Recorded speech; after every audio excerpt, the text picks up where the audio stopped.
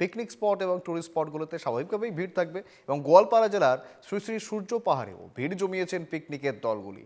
সূর্য পাহাড় মহাপীঠ স্থান, ইতিহাসে প্রসিদ্ধ তীর্থস্থান, তবে তার পাশাপাশি কিন্তু একাধিক জায়গা থেকে সাধারণ মানুষ তারা গিয়েছেন পিকনিকের মজা নিতে। আমার সঙ্গে রয়েছেন সরাসরি রশিদুল হোসেন। রশিদুল, ঠিক কি ছবি রয়েছে?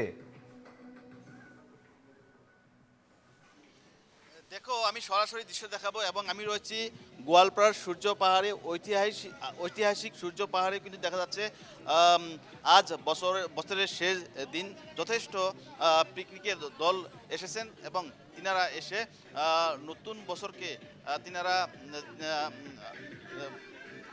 আকোয়ালি নেবেন, সহযোগী সঞ্জীবী দেখাচ্ছে, পরিবেশ দেখাচ্ছে এবং সবাই এসে পরিবারের লোকজন এসে তিনারা আনন্দ ফুর্তি করেছেন এবং পুরন যে আমি কথা বলতে চেষ্টা করব। কি বলবেন দাদা, পুরোনো বছর? একদম, আমি একটাই বলবো, আমাদের ইন্ডিয়ার টোটালি আজকে যদি বলি 2025 আমরা শেষ করতে যাচ্ছি। 2026 সালটা সবার জন্য ভালো কাটুক এবং সবার ভালো আসুক এবং প্রত্যেকের ফ্যামিলিকে নিয়ে খুব দারুণভাবে তার ফ্যামিলির যাত্রাটা কমপ্লিট করে 2026 এবং প্রত্যেকের হেলথ একটা বেটার দেন একটা জায়গায় থাকবো। কারণ আজকের ডেটে দাঁড়িয়ে আমরা একটা হেলথ সেক্টরকে নিয়ে কাজ করছি, যার নামটা হয়তো ডাইরেক্ট বাজার international limited. Total inter Assam নয়, অল ওভার ইন্ডিয়া আজকে আমরা হেলথ নিয়ে কাজ করছি। আর আজকের ডেটে শুধু আসামে নয়, টোটাল ত্রিপুরা থেকে দাঁড়িয়ে ওয়েস্ট বেঙ্গল থেকে বিভিন্ন জায়গায় আমরা পিকনিক করছি আমাদের ফ্যামিলিকে নিয়ে।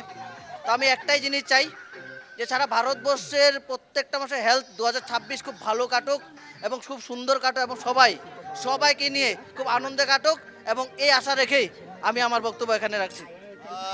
দেখো, সবাই কিন্তু নৃত্য গানের মাঝে তিনারা আনন্দ ফুর্তি করেছেন। আমি কথা বলতে চেষ্টা করব। Happy new year. Happy new year in advance.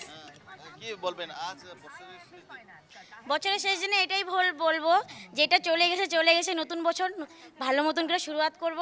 ঠাকুরের উপরে বিশ্বাস, নিজের উপরে ভরসা রেখে যে কাজ করতেছি সেই কাজের মধ্যে বিশ্বাস রেখে কনফিডেন্স রেখে শুরু করব নতুন বছর। Happy new year. মাধ্যমে আমি দেখাচ্ছি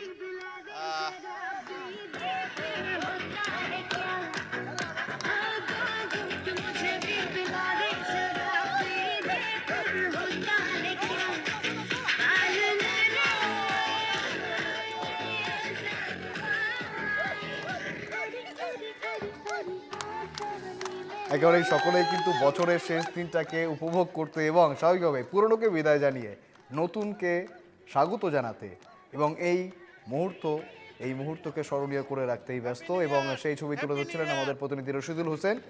অনেক ধন্যবাদ তোমায় রশিদুল।